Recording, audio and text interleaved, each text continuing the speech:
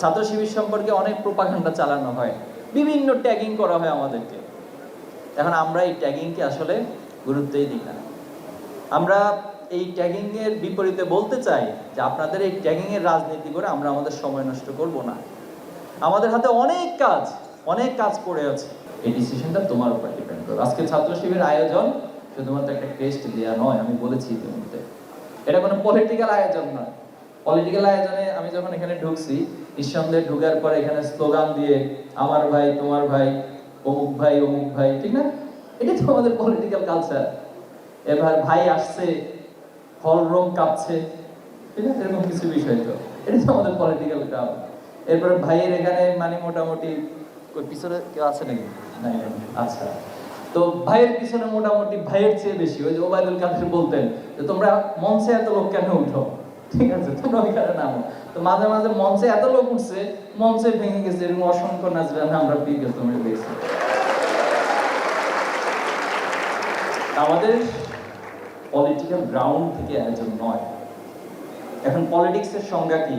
পলিটিক্সের সংজ্ঞা এরিস্টটল দিয়েছে, এরকম হাজার সংজ্ঞা আছে।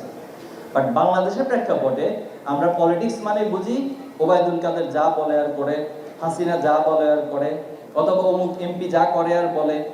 বাট পলিটিক্স মানে আসলে তা না। পলিটিক্স মানে হচ্ছে তুমি পৃথিবীকে চেঞ্জ করে দিবা, পলিসি মেকিং এর জায়গা তুমি ভূমিকা রাখবা, অবস্থান গ্রহণ করবা। আজকে বাংলাদেশে যদি ভালো মানুষগুলো বাংলাদেশের পলিসি মেকিং করতো, তাহলে বাংলাদেশের এই দুর্দশা হতো না। আজকে দেখেন আপনি বাংলাদেশের প্রেক্ষাপটে রাজনৈতিক বক্তারা যখন বক্তব্য দিতে দাঁড়ায়, তার নিজের কোনো এজেন্ডা নাই, তার নিজের কোনো কথা নাই, সে কি করতে চায় সে ধরনের কোনো পলিসি নাই। অপর দল কি করতেছে, অপর দলকে নাকানি সুবানি কিভাবে খাওয়ানো যায়, সারাদিন শুধু এই ধরনের বক্তব্য দিয়ে বেড়ায়।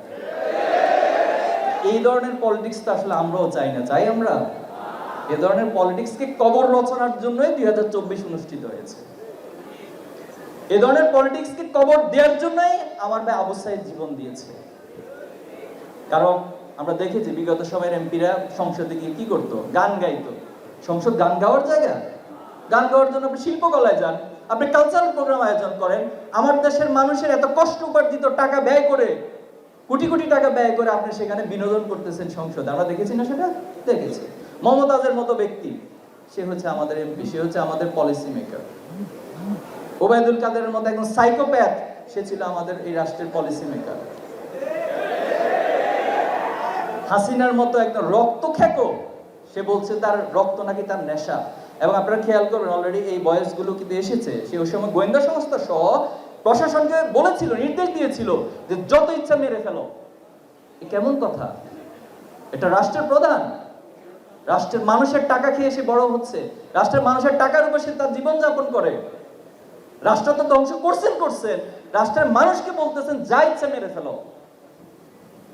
এই ধরনের পলিটিক্স আমরা দেখেছি। এই ধরনের পলিটিক্সের কবর রচনা দেওয়ার জন্যই মূলত 24 অনুষ্ঠিত হয়েছে। 24 হঠাৎ করে হয় নাই, এটি ইতিহাসের ধারা এবং বাস্তবতা অনিবার্য দাবি ছিল।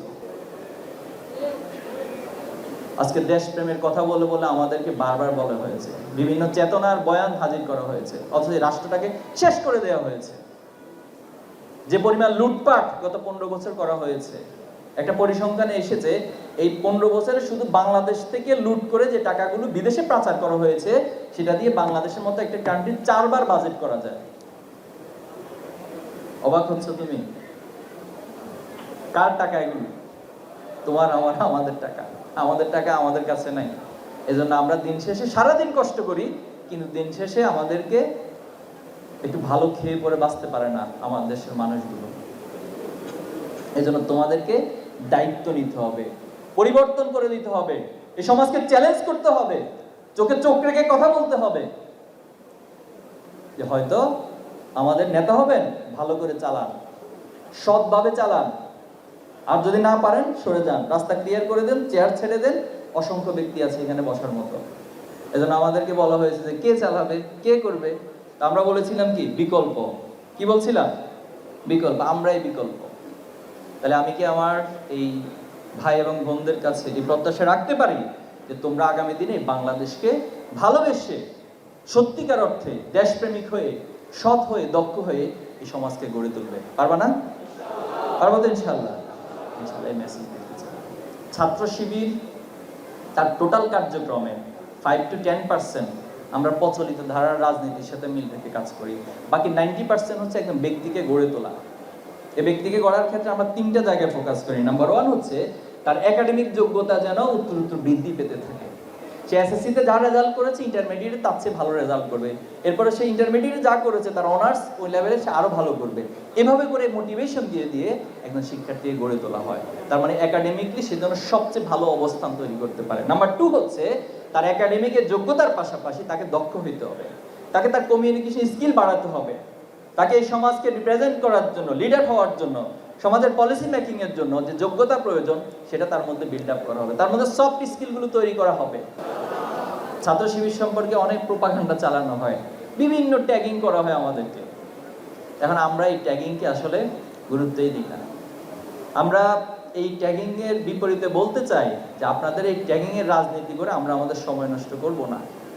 আমাদের হাতে অনেক কাজ পড়ে আছে।